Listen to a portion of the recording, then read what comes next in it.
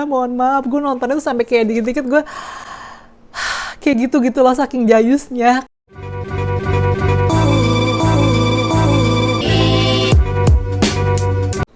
Assalamualaikum warahmatullahi wabarakatuh. Hi, welcome back to my channel bersama gue Inka.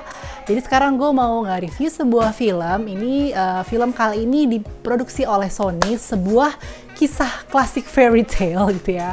Judulnya adalah Cinderella.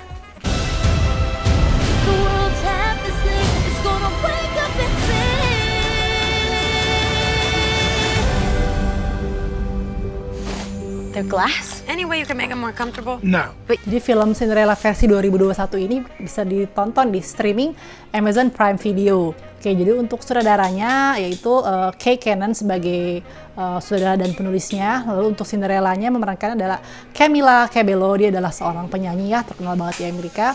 Lalu untuk Prince Robertnya ini Nicholas Galitzine. Terus di sini juga ada yang jadi King Rowan-nya, ada si Pierce Brosnan dan lain-lain. Jadi bisa dibilang film ini tuh merupakan versi Cinderella yang beda sama versi-versi sebelumnya gitu. Kalau yang terakhir kan sempat ada yang produksi Disney ya gitu. Gue lupa tahunnya, masa 2014 ya gitu. Yang jujur sebenarnya gue gimana ya, suka nggak suka sih. Sukanya karena memang ya untuk klasik Disney, tapi bagi gue masih agak sedikit terlalu psychedelic ya. Tapi yang paling gue suka lagi tuh versi lama lagi nih, versinya Drew Barrymore. Meskipun dia sebenarnya adaptasi ya, nggak plek-plekan mirip Cinderella karena namanya aja beda gitu. Yang judulnya adalah Ever After. Itu gue suka banget, dan disitu dia juga nggak lebih realistis karena nggak ada fairy godmother-nya.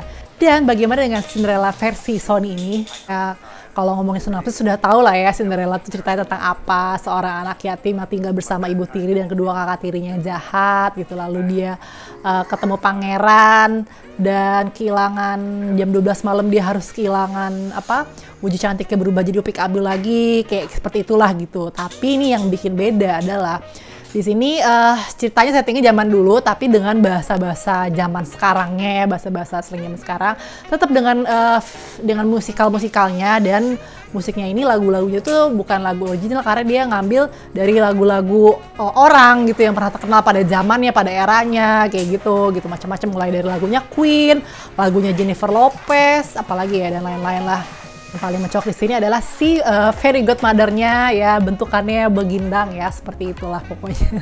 Terus untuk karakter si Cinderella-nya juga dia nggak terlalu perfect gitu loh, masih kayak agak digambarin kayak agak-agak clumsy, agak-agak ya kayak gitulah dengan ketidaksempurnaannya. Pangerannya juga nggak sempurna.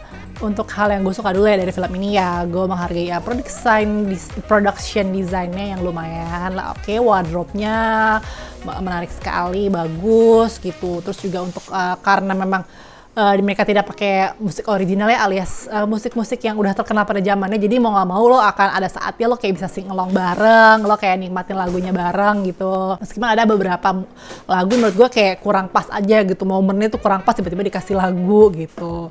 Ada juga yang kayaknya kurang tepat pemilihan lagunya. Yang gue apresiasi ya itu sih, temanya sebenarnya dia itu ada sisi emansipasinya, di mana seorang perempuan kayak dulu Cinderella dia memiliki mimpi ya, dia menikah dengan pangeran, hidup bahagia selama-lamanya. Nah, ini dia di sini ada pesannya untuk yang namanya cewek itu juga harus mengejar mimpi. Nah, di sini Cinderella itu dia hobinya tuh ngedesain baju, menjahit, dan dia pengen menjadi seorang fashion designer yang terkenal.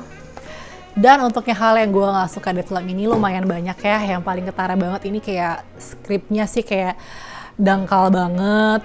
Ya karena gue ngerti lah, mungkin ini sebenarnya bukan parodi sih, bukan. Film serius juga bukan. Terus komedinya tuh ada beberapa elemen komedi itu sama sekali gak ada lucu-lucunya. Mohon maaf, gue nontonnya tuh sampai kayak dikit-dikit gue kayak gitu loh, saking jayusnya. Karena gue beberapa film Hollywood atau apa gitu yang kayak masih jokes ala Hollywood tuh gue masih bisa ketawa, tapi sekali gue nggak bisa ketawa. Juga untuk bener-bener nih saking cringe-nya nih filmnya, bener-bener banyak banget adegan yang cringe. Terus kayak chemistry antar pemainnya, terutama kayak bahkan chemistry antara Cinderella sama si pangerannya tuh kayak gak berasa gitu loh. Kayak memang digambarin si Cinderellanya tuh dia sebenarnya gak peduli banget sama pangerannya, bodo amat, itu lebih mengejar mimpinya itu adalah cita-citanya dia gitu. Terus juga untuk penggambaran karakter si pangerannya memang kayak mungkin ya karena beda juga ya sama film yang originalnya gitu kan. Biasa kalau pangeran kan digambarin sosok yang misterius, yang ngomongnya nggak terlalu banyak, yang mungkin sedikit-sedikit aja gitu screen time-nya. Ini si pangeran itu kayak terlalu banyak ngomong, terus apa ya, emang porsinya tuh jadi kita bisa ngeliat dari sudut pandang si pangerannya, kegelisahannya dia, gimana dia apa sebenarnya dia nggak pengen jadi seorang raja gitu. Terus ada karakter-karakter baru, misalnya ternyata si rajanya itu punya seorang adiknya yang lebih pinter daripada dia kayak gitu. Untuk actingnya juga ya memang si Camila Cabello ini emang karena dia basicnya penyanyi ya, jadi dia memang kelihatan banget di sini ketika dia acting ya gitu deh. Tapi kalau emang dia nari, dia nyanyi itu emang kelihatan banget passionnya, jagonya dia di situ gitu loh. Terus juga ya Allah, Pierce Brosnan, lo ngapain sih di sini? Lo malu-maluin aja, lebih kan kagak usah dia tampil di sini. Sedih gua gitu. Jadi ada beberapa pengen improv lah ceritanya gitu antara. Jadi ceritanya si rajanya itu ada konflik lah sama istrinya. Ya gue sih emang gak terlalu expect gimana-gimana ya, mati film kayak cuman ngisi kekosongan waktu gue aja, karena gue suka sama film-film classic fairy tale zaman dulu gitu ya. Memang gue gak ada ekspektasi gimana-gimana. Ya kalau untuk skor dari gue sebenarnya sih, aduh ini banyak banget yang cringe, cuman gue menghargai pesannya dia gitu yang ngomonginnya seorang cewek tuh jangan hanya nunggu nggak mau ngubah nasib, hanya pengen dikawinin sama cowok yang kaya lalu hidup bahagia. Dia juga harus berusaha, harus mengejar mimpinya. Sebenarnya 5, cuman karena pesannya tadi bagus, gue kasih 5,5 lah dari 10 gitu.